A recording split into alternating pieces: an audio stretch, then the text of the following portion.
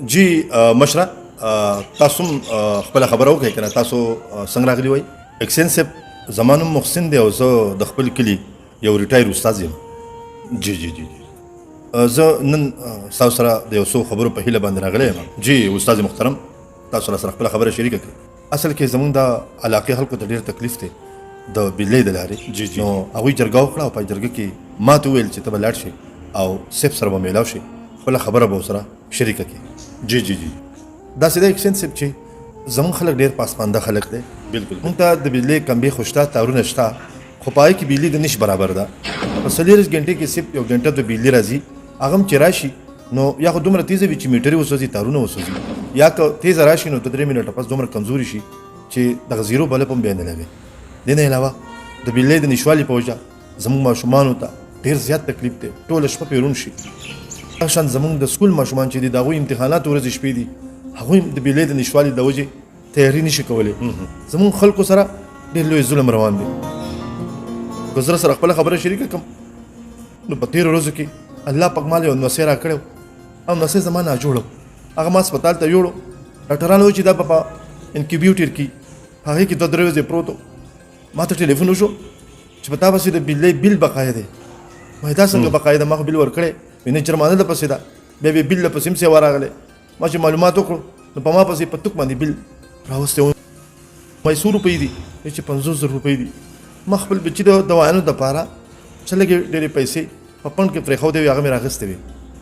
هغه پیسې ما په بل کې ورکړې ځکه چې هغوی وایي چې بیا به د میټر مونږ وړو زه په دغې چکر کې لاړم ما پسې د هسپتال نه بیا ټلیفون وشو چې زه هسپتال ته راشه زه چې هسپتال ته رالم نو ډاکټران ټول خفه ولاړو ما یې ولې ویل چې ستا نسۍ ما زما نسۍ ولې وایي چې ستا نسۍ په انکیوبیوټر کې پروت و خو بجلي تلې وه او موږ د جنریټر ډېر کوشش وکړو خو د بجلۍ د نشوالي په وجه ستا نسۍ مړ شو ستا نسۍ مړ شو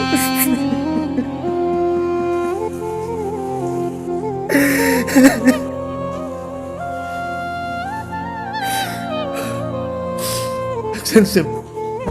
یو خوا مې د بجلۍ بقایجات ورکړل بل خوا چې رالم زما نسۍ د بجلۍ د لاسه مړ شو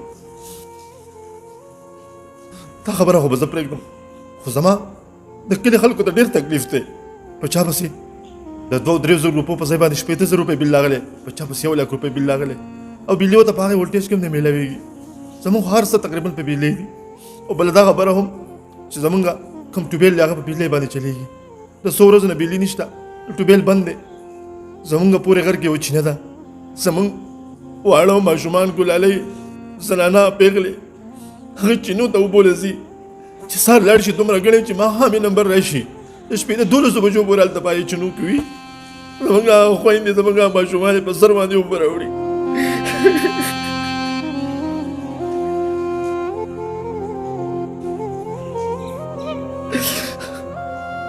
اکسنسیب تا ته به زه ډېر بد کارم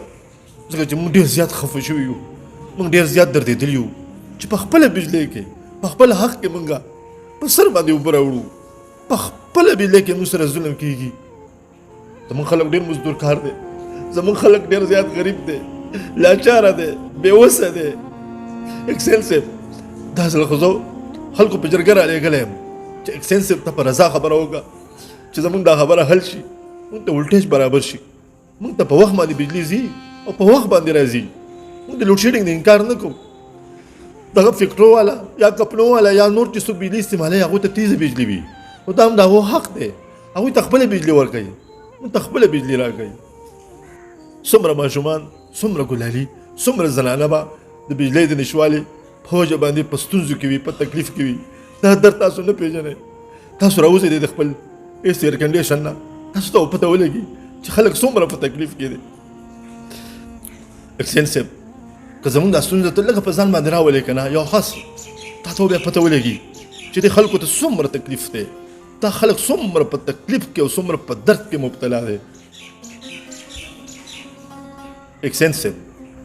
زه خپلو د علاقې خلکو د مشرۍ په هیله او د جرګې په هیله تاسو له رالیږلی یم زه ډېر عاجزانه سوال او منت کوم چې مونږ سره د انصاف وشي که دا ځل د مې بجلي ټیک شوه خو ډېره ښه ده که صحیح نه شوه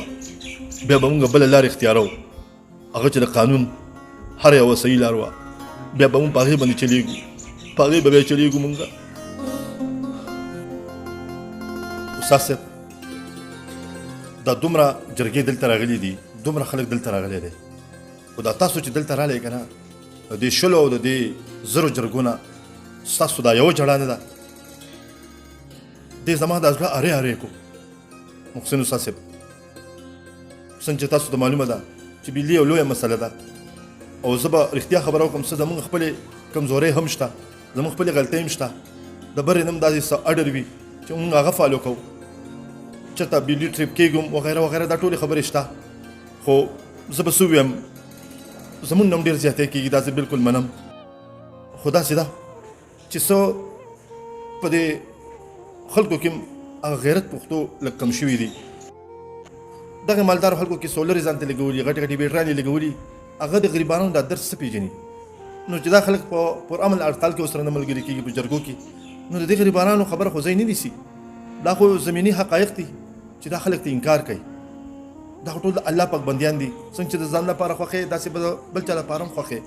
خو بهر کې څه کمی مونږ کې دي او څه په خلکو کې دي په کار ده چې د یو غټه جرګو کې او دغه جرګه د یو ورځې دوو دپاره نه چې دغه مستقل بیا د هغې چې کوم دی وروستو تپوس کېږي بیا په دې مشرانو د بجلۍ پسې ځي